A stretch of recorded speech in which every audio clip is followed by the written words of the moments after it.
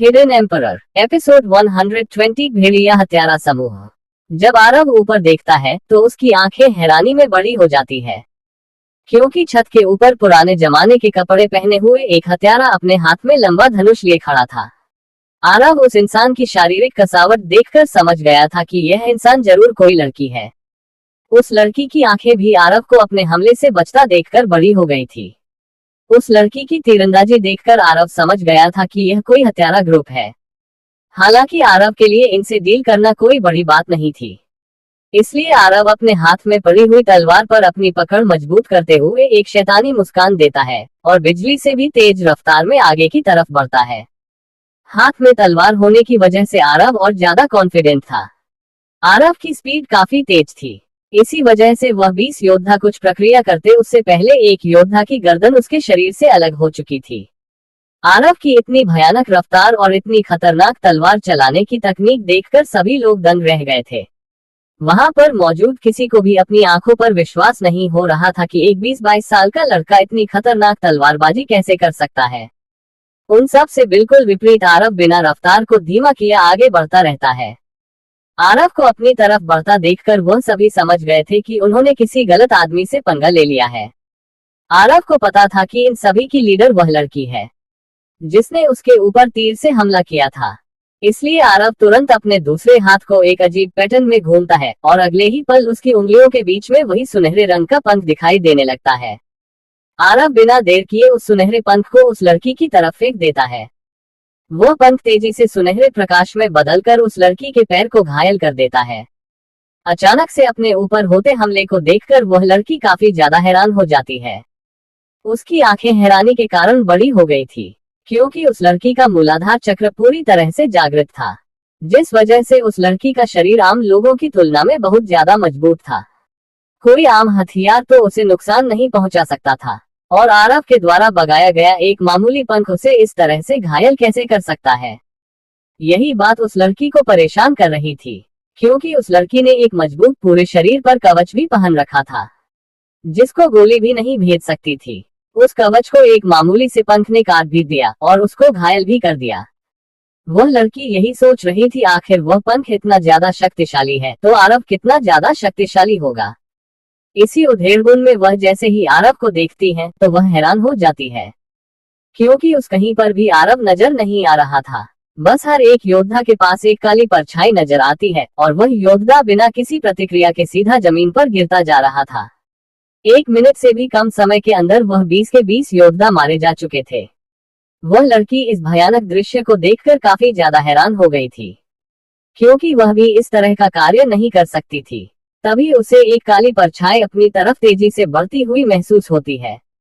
वह अपने बचाव में कुछ कर पाती उससे पहले ही एक तलवार उसकी गर्दन पर आकर रुक जाती है। वह इतनी तेज तलवार घूमते हुए देखकर काफी ज्यादा हैरान थी। वह भी एक ताकतवर योद्धा थी और सामने से आ रही आभा को महसूस कर उसका रोंगटे खड़े हो रहे थे। उस आभा को महसूस कर उसको ऐसा लग रहा था जैसे उसके सामने कोई भयानक जानवर खड़ा है, जो कभी भी किसी को भी चीर फाड़ कर रख देगा। वह ताकत की दुनिया में बहुत सालों से थी, फिर भी उसको इस तरह की आभा कभी भी महसूस नहीं हुई थी। आज तक उसने अपने समूह के मुखिया के शरीर से भी इतनी भयानक आभा को निकलते हुए महसूस नहीं किया था। अब उस लड़की को रियलाइज हो रहा था कि उसने गलत इंसान को मारने की सुपारी ले ली थी। आरव अपनी आवाज में ठंडक लाते हुए उस लड़की से पूछता है, तुम्हें यहाँ पर किसने भेजा है? आरव की बात सुन वह लड़की आरव को कुछ भी नहीं बताती अपना मुंह बंद ही रखती है। आरव को पता चल गया था कि यह लड़की मर जाएगी, लेकिन अपना मुंह नहीं खुलेगी। इसलिए आरव उस लड़की की गर्दन से अपनी तलवार को हटा लेता है और अपने कमर के चारों तरफ बांध लेता है। वह तलवार इतनी ज्यादा फ्लेक्सिबल थी कि वह आरव की कमर के चारों तरफ लिपट जाती है और उसे देखकर ऐसा लग रहा था जैसे ये कोई तलवार नहीं बल्कि बेल्ट है। फिर आरव अपनी ठंडी निगाहों से उस लड़की की तरफ देखता है और अगले ही पल आरव का पूरा कैरेक्टर बदल जाता है। उसके चारों तरफ से निकलती हुई आभा और ज्यादा भयानक हो जाती है और उसकी नजरें एकदम चील की नजरें हो जाती है, जिनमें हजारों तलवारों के जितना नुकीलापन था। उसकी आवाज किसी भयानक दानव के जैसी हो गई थी। आरव अपनी उसी भयानक आवाज में उस लड़की से पूछता है, तुम्हें यहाँ पर किसने भेजा है? मुझे सच सच बताओ, वरना तुम्हारे पूरे हत्यारे समूह को मैं बेरहम मौत दे डालूंगा। और मेरी बातों को तुम मजाक लेने की सोचना भी मत, वरना। इतना कहने के बाद आरव इससे आगे कुछ नहीं बोलता और अपनी चील के जैसी निगाहों से उस लड़की को घूरने लग जाता है। आरव की नजरों को अपने ऊपर महसूस कर उस लड़की का पूरा शरीर कांपने लग गया था। उसे ऐसा लग रहा था जैसे कोई नुकीली तलवार उसे भेदने की कोशिश कर रही है। उसे अपने शरीर पर भारी दबाव महसूस होने लग जाता है।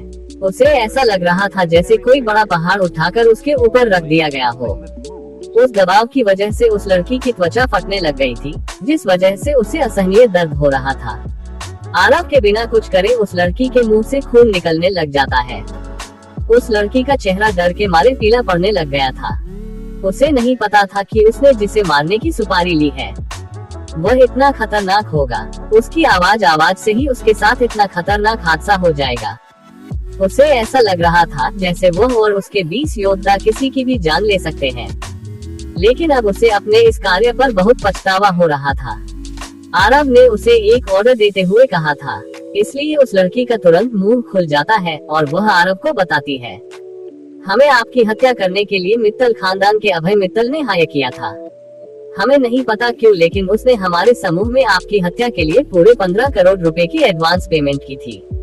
आपकी जान जाने के बाद हमारे समुदाय को वह 35 करोड़ और देता।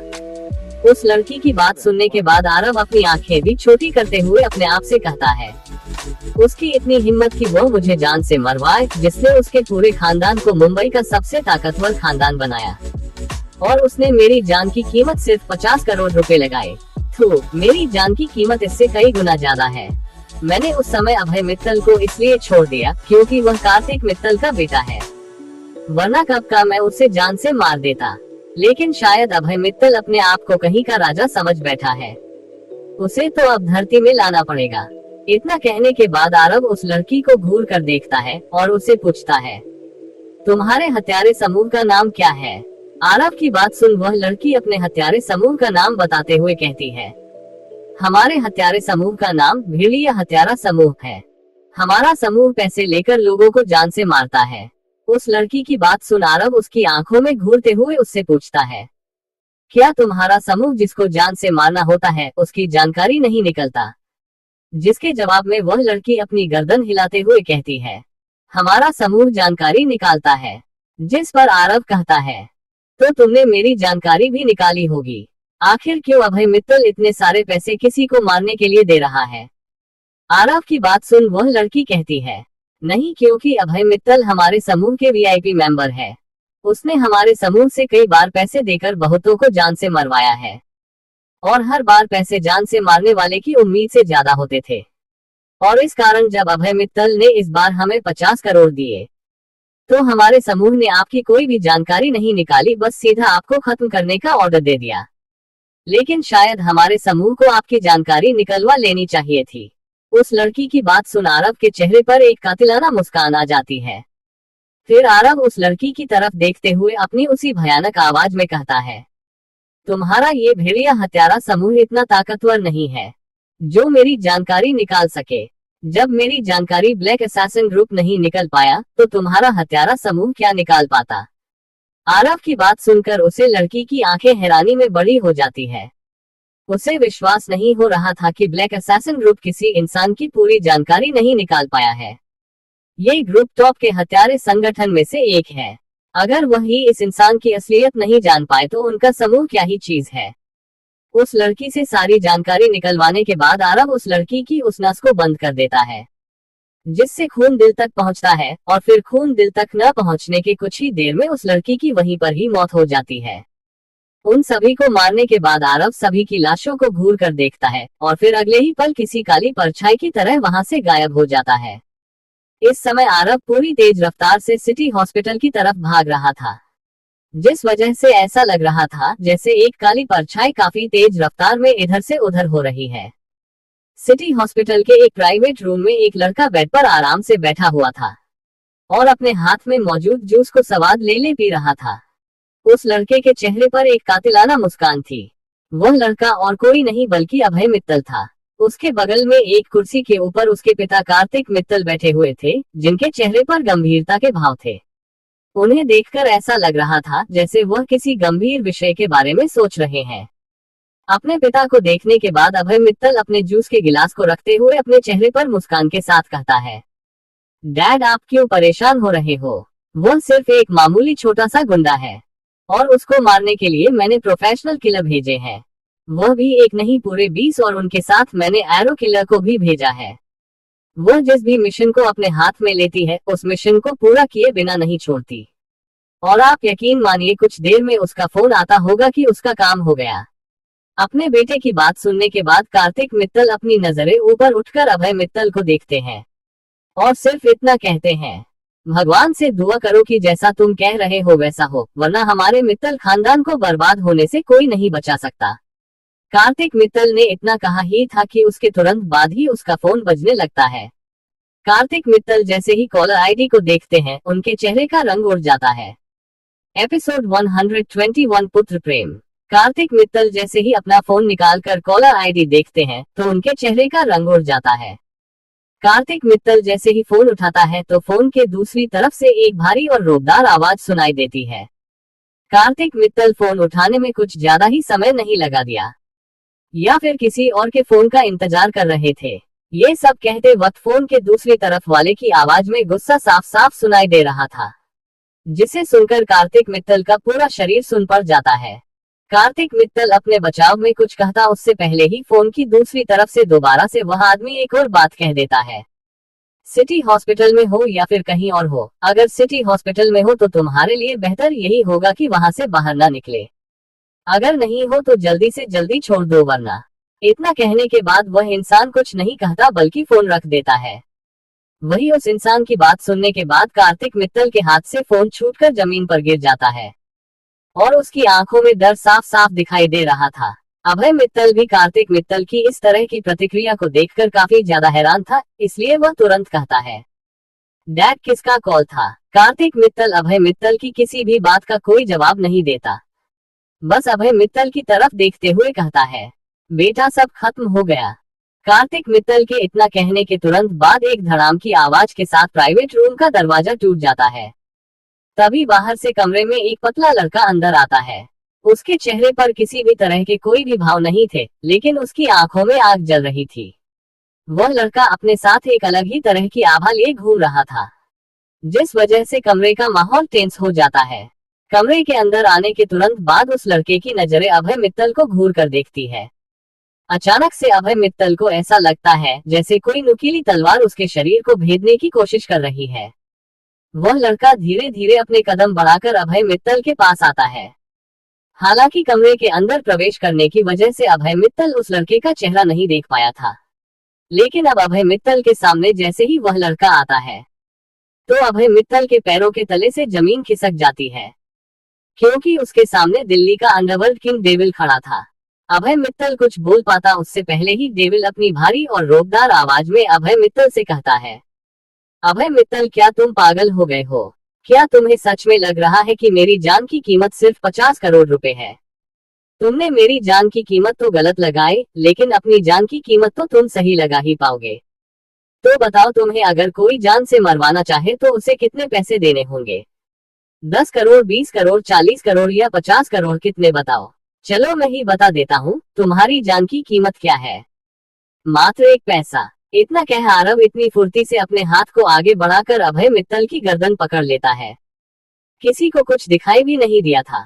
जब कार्तिक मित्तल अपने बेटे की गर्दन को एक बेरहम आदमी की पकड़ में देखता है तो कार्तिक मित्तल बिना कुछ सोचे समझे अपने बेटे की जान को बचाने के लिए साइड में रखी टेबल को उठाकर आरव पर दे मारता है। हालांकि कार्तिक मित्तल का ये सटेप बहुत ही डेंजरस था, लेकिन फिर भी वह टेबल जैसे ही आरव को लगती है तो वह टेबल टूटकर बिखर जाती है और आरव वहां पर किसी मूर्ति की तरह खड़ा था। उसे कुछ भी नहीं हुआ था, लेकिन कार्तिक मित्तल के इस एक्शन ने आरव के गुस्से को और बढ़ा दिया था। इसीलिए आरव अभय मित्तल की गर्दन पर अपनी पकड़ और मजबूत करने लग जाता है, जिस वजह से अभय मित्तल जोर जोर से खांसने लग जाता है। उसकी आंखें बाहर निकलने को हो गई थी। अभय मित्तल का पूरा शरीर किसी मछली की तरह छटपटा रहा था। अभय मित्तल अपने दोनों हाथों से आरव के हाथ के पकड़कर अपनी गर्दन से दूर करना चाहता था, लेकिन शायद अभय मित्तल के शरीर में जान नहीं बची थी जो वह आरव के हाथ को अपनी गर्दन से अलग कर सके। आरव की आंखें गुस्से में लाल होने लग गई थी। आरव अगले ही पल अभय मित्तल की गर्दन को छोड़कर उसके पेट में एक जोरदार मुक्का मार देता है, जिससे अभय मित्तल के मुंह से खून निकलने लग जाता है। कोई कुछ समझ पाता उससे पहले तो आरव ने अभय मित्तल को उसके बेड से उठाकर जमीन पर पटक दिया था। फिर आरव अभय मित्तल के राइट हैंड को पकड़ता है और उसे इतनी बुरी तरह से ट्विस्ट करता है, उसके राइट हैंड की पूरी हड्डी टूट गई थी, जिससे कमरे में हड्डियों के टूटने की आवाज सुनी जा सकती थी। आरव अभय मित्तल के दोनों पैरों को पैरालाइज करके अंदर से डैमेज कर देता है, जिससे अभय मित्तल हमेशा हमेशा के लिए अपंग हो गया था। अब अभय मित्तल की पूरी जिंदगी व्हीलचेयर पर ही निकलने वाली थी। अभय मित्तल को सबक सिखाने के बाद आरव पलटकर कार्तिक मित्तल को घूर कर देखता है और फिर अपनी आवाज में बिना किसी भाव के कार्तिक मित्तल से कहता है, पुत्र प्रेम में आकर तुम कुछ ज्यादा ही बड़े फैसले नहीं ले रहे हो। पहले मेरे ऑफिस में आकर मेरे ही आदमी से बदतमीजी से बात की, फिर मुझे जान से मारने के लिए तुमने हत्यारे भेजे, और अब मैं जब तुम्हारे बेटे को सबक सिखा रहा था तो तुमने जोश में आकर मुझ पर पीछे से हमला किया। कहीं तुम अपने आप को कुछ ज्यादा ही पैसे वाले या फिर अपने आप को ताकतवर तो नहीं समझ बैठे हो। लगता है अब मुझे तुम्हें बताना पड़ेगा, जिस खेल के तुम खिलाड़ी बन रहे हो वो पूरा खेल ही मैं हूँ। इतना कहने के बाद आरव धीमे धीमे कदमों से कार्तिक मित्तल की तरफ बढ़ने लग जाता है। आरव को अपनी तरफ बढ़ता देखकर कार्तिक मित्तल को ऐसा लग रहा था जैसे उसकी मौत आगे बढ़ रही है।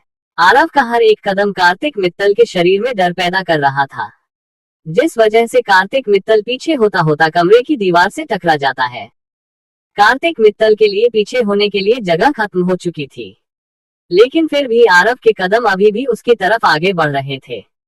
आरव इस समय कार्तिक मित्तल से सिर्फ 2 फीट की दूरी पर था। आरव कार्तिक मित्तल की डर के मारे तेज चल रही धड़कनों को साफ साफ सुन पा रहा था। आरव कार्तिक मित्तल को ऐसे घूर कर देखता है जैसे कोई खूंखार भेड़िया अपने शिकार को घूरता है। इसके बाद आरव अपनी कमर के पीछे से अपनी बंदेखानी बरट 92 निकालता है और कार्तिक मित्तल के दिल के ऊपर रखकर कहता है, दबा दो ट्रिगर। आरव की इतनी भयानक आवाज को सुन कार्तिक मित्तल के रोंगटे खड़े हो गए थे। कार्तिक मित्तल इस समय इतना ज्यादा डर चुका था कि उसके मुंह से एक शब्द भी बाहर नहीं निकल रहा था। इसके बाद आरव अपने टारगेट को बदलते हुए बंदूक को राइट कंधे पर रख देता है और फिर कुछ नहीं कहता, बस 3 बार गोली चलने की आवाज आती है। बैंग बैंग बैंग, और इसके तुरंत बाद ही कार्तिक मित्तल के चीखने की आवाज आती है। पूरे कमरे में कार्तिक मित्तल की चीख के अलावा कोई भी शोर नहीं हो रहा था। इसके बाद आरव कार्तिक मित्तल का गिरेबान पकड़कर अभय मित्तल के पास में लेकर जाता है और उसे अभय मित्तल के पास फेंक देता है। और इसके बाद आरव एक टेबल के पास जाता है और जग से एक गिलास में पानी निकाल लेता है। गिलास में पानी भरने के बाद आरव अपनी बंदूक की मैगजीन को बाहर निकाल लेता है और मैगजीन की सारी गोली उस पानी के गिलास में डाल देता है और फिर उसे पानी के गिलास को उठाकर कार्तिक मित्तल के पास आता है और फिर उसके मुंह को भींचकर उस गिलास के पानी को पूरा पिला देता है। जब आरव देखता है कि कार्तिक मित्तल पानी को निगलने की कोशिश नहीं कर रहा है तो आरव उसकी छाती में एक मुक्का मारता है, जिससे सारा पानी उसके गले से नीचे उतर जाता है और उसके साथ में बंदूक की सारी गोली भी। इतना सब कुछ करने के बाद भी आरव का चेहरा एकदम शांत रहता है और इसके बाद आरव कार्तिक मित्तल की जांघ पर अपना पैर रखता है और प्रेशर देकर उसकी जांघ की हड्डी तोड़ देता है, जिससे दोबारा से पूरे कमरे में कार्तिक मित्तल की एक जोरदार चीख गूंज जाती है। आहे, ज्यादा पीटने की वजह से अभय मित्तल को कब का बेहोश हो चुका था। उसने नहीं सोचा था कि उसके बेहोश होने के बाद उसके पापा के साथ इतना बुरा होने वाला है। जहां अभी थोड़ी देर पहले कार्तिक मित्तल मुंबई की हाई क्लास सोसाइटी का आइडल था, वह कार्तिक मित्तल दिल्ली के सिटी हॉस्पिटल के एक कमरे में एक लाचार कुत्ते की तरह बेहोश पड़ा हुआ था। उन दोनों को अच्छे से सबक सिखाने के बाद आरव हॉस्पिटल से निकल जाता है। हॉस्पिटल से बाहर आने के बाद आरव अपना फोन निकालकर किसी को फोन मिलता है और कुछ इंस्ट्रक्शन देकर वापस फोन रख लेता है। फिर आरव सिटी हॉस्पिटल से एक टैक्सी लेता है और यूनिवर्सिटी चला जाता है। आरव जहां यूनिवर्सिटी जा रहा था वहीं मुंबई में मित्तल खानदान की सारी प्रॉपर्टी सभी कंपनी सीज कर दी गई थी और वहां की गवर्नमेंट मित्तल खानदान पर लीगली एक्शन ले रही थी। जहां अब तक मुंबई में मित्तल खानदान का इतना रुतबा था, वह सीधा बैंकक्रप्ट हो चुका था। मुंबई के सभी बड़े खानदान इस बारे में चर्चा कर रहे थे, आखिर मित्तल खानदान ने किसे ऑफेंड किया है जिसने एक ही झटके में मुंबई के सबसे टॉप खानदान मित्तल खानदान को बर्बाद कर दिया। सभी लोग यही सोच रहे थे आखिर वह इंसान कितना ज्यादा ताकतवर होगा जिसने मुंबई के मित्तल खानदान की जड़ों तक को हिला डाला। आखिर उस परिवार का रुतबा कितना भयंकर होगा जिसने एक झटके में इतना बड़ा एक्शन ले लिया। यहाँ एक तरफ मुंबई में मित्तल खानदान के बर्बाद होने की बात चल रही थी, वहीं दूसरी तरफ मुंबई में एक और धमाकेदार खबर बाहर आ चुकी थी। दिल्ली का अंडरवर्ल्ड किंग मुंबई जा रहा है मित्तल खानदान की सारी प्रॉपर्टी और कंपनियों को अपने अंडर लेने। इस खबर से मानो बिजनेस वर्ल्ड पूरा हिल चुका था, क्योंकि आप सभी को पता चल चुका था कि मित्तल खानदान ने आखिर किसे ऑफेंड किया है। लेकिन मुंबई का बिजनेस वर्ल्ड इस बात के लिए भी डरा हुआ था, क्योंकि अब मुंबई का बिजनेस वर्ल्ड एक ऐसे इंसान के हाथ में आ चुका था जो अंडरवर्ल्ड में भी इतनी बड़ी पोजीशन रखता है। इस बात से सभी को अंदाजा हो गया था कि जैसे ही दिल्ली का अंडरवर्ल्ड किंग डेविल मुंबई आएगा तो मुंबई में तहलका मचाना जरूरी है। वहीं इसके बिल्कुल विपरीत मुंबई के अंडरवर्ल्ड में काफी भयंकर हलचल पैदा हो चुकी थी। मुंबई के अंडरवर्ल्ड को कंट्रोल करने वाली पैंथर गैंग में भी काफी हलचल पैदा हो चुकी थी। पैंथर गैंग का लीडर डेविल के मुंबई आने की खबर सुनकर काफी ज्यादा हिल चुका था। उसने डेविल से डील करने के लिए अपने सभी आदमियों को बुला लिया था। जहां मुंबई में ये हलचल हो रही थी, वहीं दिल्ली में डेविल का पक्ष मजबूत होता महसूस हो रहा था। लेकिन दिल्ली की सेंट्रल गवर्नमेंट ने अब डेविल को ढूंढने के लिए पुलिस के साथ साथ आर्मी वालों को भी बुला लिया था, क्योंकि अब डेविल का रुतबा पहले की ही तरह काफी तेजी से बढ़ रहा था, जिससे दिल्ली के सेंट्रल गवर्नमेंट को काफी प्रॉब्लम हो रही थी। और अब सेंट्रल गवर्नमेंट नहीं चाहती थी कि जैसे पहले डेविल गवर्नमेंट तक को कंट्रोल करता था, अब वह दोबारा से ऐसा करने पर उतर आए। इसीलिए गवर्नमेंट अब जल्द से जल्द डेविल को ढूंढकर उससे डील करना चाहती थी। वहीं इसके बिल्कुल विपरीत दिल्ली की स्टेट गवर्नमेंट ने डेविल के दिखाने के तुरंत बाद शूट एट साइट का ऑर्डर दे दिया था। सिटी हॉस्पिटल को पूरा सीज कर दिया गया था। क्राइम ब्रांच इन्वेस्टिगेशन करने के लिए सिटी हॉस्पिटल पहुंच चुकी थी। क्राइम ब्रांच इस समय हॉस्पिटल के सारे सीसीटीवी चेक कर रही थी। वहीं आरव अपनी यूनिवर्सिटी में बैठा चुपचाप लेक्चर को सुन रहा था। Episode 122 black door. जिस इंसान ने मुंबई और दिल्ली में हड़कंप मचा रखा था, वह इंसान आराम से अपनी यूनिवर्सिटी में बैठकर लेक्चर सुन रहा था। और उसके आराम से बिल्कुल विपरीत दिल्ली और मुंबई में कोई भी आराम नहीं कर पा रहा था। मुंबई के अंडरवर्ल्ड बिजनेस वर्ल्ड दोनों में मीटिंग बैठ चुकी थी। सभी के गलों का कांटा बना हुआ था सिर्फ एक इंसान, दिल्ली का अंडरवर्ल्ड किंग डेविल। दिल्ली के अंडरवर्ल्ड और बिजनेस वर्ल्ड में कोई भी अपना मुंह नहीं खोल रहा था। वहीं मुंबई में सभी लोग डेविल से छुटकारा पाने की बात कर रहे थे, क्योंकि मुंबई में सभी को पता था कि मित्तल खानदान को टॉप पर पहुंचने वाला भी डेविल था और उसे नीचे गिराने वाला भी डेविल ही है। इसलिए सभी को डर था अगर पावर एक ऐसे इंसान के हाथ में आ गई तो वह किस तरह से उनको चलाएगा। जहाँ पहले सभी लोग ये सोचते थे कि मित्तल खानदान से कैसे डील की जाए, अब वह सभी लोग ये सोच रहे हैं कि डेविल से कैसे डील की जाए, क्योंकि एक समय के लिए वह सभी मित्तल खानदान से तो लड़ सकते थे लेकिन डेविल से नहीं लड़ सकते, क्योंकि जिस खानदान से वह डील करना चाहते थे उस खानदान को उसने बिना कुछ सोचे समझे एक ही झटके में पूरा बर्बाद कर डाला और ऐसा बर्बाद कर दिया कि वह कभी भी दोबारा उठ नहीं सकता। एक अंडरवर्ल्ड डॉन ही ऐसे मैसिव एक्शन ले सकता है, और मुंबई एक ऐसा शहर है जहां पर शुरू से ही गैंगस्टर का राज रहा है। लेकिन जब पिछली बार डेविल मुंबई आया था तो उसने बहुत सी गैंग को तबाह कर डाला था। उस समय मुंबई में एक ऐसा कोहराम मचा था कि हर दूसरी तीसरी गली में किसी न किसी गैंग के आदमी की लाश मिल रही थी, और यह सब करने वाला सिर्फ एक बंदा था, दिल्ली का अंडरवर्ल्ड किंग डेविल। लेकिन फिर अचानक से डेविल का टाइम खत्म हो गया। डेविल का किसी ने भी पिछले 3-4 सालों से नाम नहीं सुना था, लेकिन डेविल ने जो ये 4 सालों के बाद दोबारा से एंट्री ली है, वह पिछले बार से भी भयानक तरीके से ली है। और अगर अब डेविल मुंबई आ गया तो वह पूरी मुंबई को खा जाएगा। और वैसे भी मुंबई का अंडरवर्ल्ड एक ऐसा अंडरवर्ल्ड है जहां से सबसे ज्यादा प्रॉफिट अर्न होता है, और इस समय मुंबई में पैंथर गैंग सबसे ज्यादा एक्टिव है।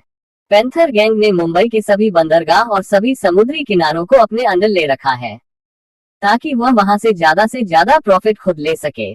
पूरे बंदरगाह और समुद्री किनारों पर पैंथर गैंग का दबदबा होने की वजह से आधी मुंबई में उनका नाम चलता था। वहीं दिल्ली में state government shoot at site के ऑर्डर के साथ डेविल को ढूंढ रही थी, और सेंट्रल गवर्नमेंट आरव से आराम से डील करने के लिए ढूंढ रही थी। लेकिन आरव यूनिवर्सिटी में बैठकर अपने लेक्चर को ले रहा था और लेक्चर खत्म होने के तुरंत बाद एयरपोर्ट निकल जाता है, जहां पर एक प्राइवेट जेट उसका इंतजार कर रहा था। आरव जैसे ही प्राइवेट जेट में बैठता है तो वह प्राइवेट जेट टेक ऑफ कर लेता है और 2 घंटे के अंदर पुणे में उतार देता है।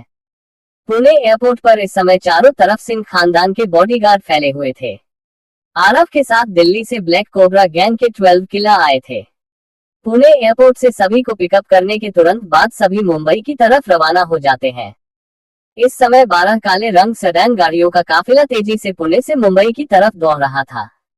सभी लोग इस काफिले को जाने के लिए रास्ता दे रहे थे, जिस वजह से बिना रुके 2.5 घंटे के अंदर 150 किलोमीटर की दूरी तय करके वह काफिला पुणे से मुंबई पहुंच गया था।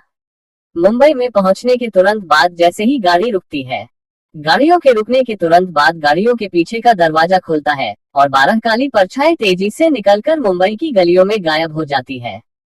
सिंह खानदान की बॉडीगार्ड को कुछ समझ आता है, उससे पहले तो आरव और उसके 12 किलर गायब हो चुके थे। आरव अपने साथ जिन लोगों को लेकर आया था उन्होंने अपने पूरे शरीर को काले कपड़ों से ढक रखा। आरव का हर आदमी चक्रीय मंडल का योद्धा था और उनके 4 चक्र जागृत हो चुके थे। आरव जब तक मुंबई पहुंचा था तब तक शाम हो चुकी थी।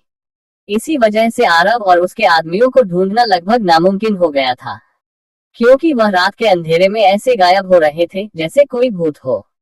अगले ही पल मुंबई में एक सुनसान जगह पर 13 काली परछाइयां कर रुकती है। उन सभी लोगों ने किसी हत्यारे के जैसे कपड़े पहन रखे थे। उन्हें देखकर ऐसा लग रहा था जैसे ये कोई प्रोफेशनल हत्यारे हैं। वे 12 हत्यारे एक हत्यारे की तरफ से देख रहे थे। तभी वह 13वां हत्यारा अपने मास्क को नीचे करता है, जिससे उसका चेहरा दिखाई देता है। यह कोई और नहीं बल्कि आरव था। आरव सभी को एक झलक देखता है और फिर अपनी ठंडी आवाज में कहता है, ब्लैक डोर को खत्म कर दो। इतना कहने के बाद आरव तुरंत अपना मास्क पहन लेता है और तुरंत वो 13 परछाई वहां से गायब हो जाती है। इस समय मुंबई के एक सुनसान इलाके में एक खराब हुई फैक्ट्री के अंदर 150 इंसान मौजूद थे। उन सभी के पास हाई टेक्नोलॉजी हथियार थे। उन सभी लोगों ने काले रंग की ड्रेस पहन रखी थी, लेकिन सभी के सीने पर एक चांदी के रंग का बैच था जिस पर दूर लिखा हुआ था। वे सभी लोग ऐसे खड़े थे जैसे किसी को जान से मारने वाले हैं। तभी उस फैक्ट्री का हमेशा जंग लगा हुआ दरवाजा एक धड़ाम की आवाज के साथ टूटता है और 13 परछाई उसे फैक्ट्री के अंदर ऐसे भागती है जैसे कोई बुलेट ट्रेन भाग रही हो। उस दरवाजे की टूटने की आवाज को सुन सभी 150 के 150 योद्धा अपने हथियार लेकर तैयार हो जाते हैं। तभी वहां पर लोगों के चीखने चिल्लाने की आवाज आने लग जाती है। सभी को सिर्फ वहां पर 26 चांदी के रंग की तितलियां उड़ती हुई दिखाई दे रही थी। किसी को समझ नहीं आ रहा था आखिर वह तितलियां हैं क्या, लेकिन जहां जहां से वह तितलियां होकर गुजरती वहां वहां से लोगों के चीखने चिल्लाने की आवाज आती और वहां से लोग मरते जा रहे थे। ऐसा लग रहा था जैसे कोई भूत लोगों को जान से मार रहा है। उस फैक्ट्री में बीचों बीच एक बल्ब चस रहा था, जिसके नीचे अचानक से सभी को एक परछाई दिखाई देती है। उसके दोनों हाथों में चांदी के रंग के 2 राजस्थानी खंजर थे और उसकी आंखें किसी तलवार की तरह बहुत ज्यादा नुकीली थी। उस इंसान के पहले गए काले कपड़े आधे खून में लाल हो चुके थे। ये परछाई किसी और की नहीं आरव की थी। आरव तेजी से अपने करीब वाले इंसान की तरफ बढ़ता है और उसके गले को रोंदते हुए आगे निकल जाता है। वह इस समय किसी हत्यारे मशीन की तरह लग रहा था, जिसको चलाकर सिर्फ छोड़ दिया गया है और उसको बंद करने का कोई तरीका नहीं है। आरव और उसके 12 आदमी मात्र 5 मिनट के अंदर 150 लोगों को मौत के घाट उतार चुके थे। उन सभी को मारने के बाद वे सारे फैक्ट्री के अंदर वाले हिस्से की तरफ जाने लगते हैं। अब तक बाहर से आने वाली आवाजों को सुनकर अंदर वाले इंसान बिल्कुल तैयार हो चुके थे। अंदर वाले हिस्से में तो 300 से भी अधिक योद्धा मौजूद थे। सभी के हाथ में एक एक राइफल थी और सभी का निशान दरवाजे के ऊपर ही था। इनसे भी अलग 100 शरीर मंडल का योद्धा अपने हाथ में तलवार लिए अपने दुश्मन को काटने के लिए तैयार थे। सभी की आंखों में इस समय कत्ल की भावना थी और इन सब से भी अलग ऊपर वाले फ्लोर पर 20 स्नाइपर दरवाजे के ऊपर अपनी चील जैसी नजरों को जमाए बैठे थे। वहां मौजूद सभी लोग सिर्फ यही सोच रहे थे कि उनके अंदर आने के तुरंत बाद फायरिंग शुरू हो जाएगी और जो बच जाएंगे शरीर मंडल का योद्धाओं ने काट देंगे। लेकिन शायद उन्होंने कुछ गलत सोच लिया था। जहां सभी लोग दरवाजे पर अपना निशाना लगाए बैठे थे, वही फैक्ट्री के सबसे ऊपर 13 काले रंग की परछाई दिखाई देती है।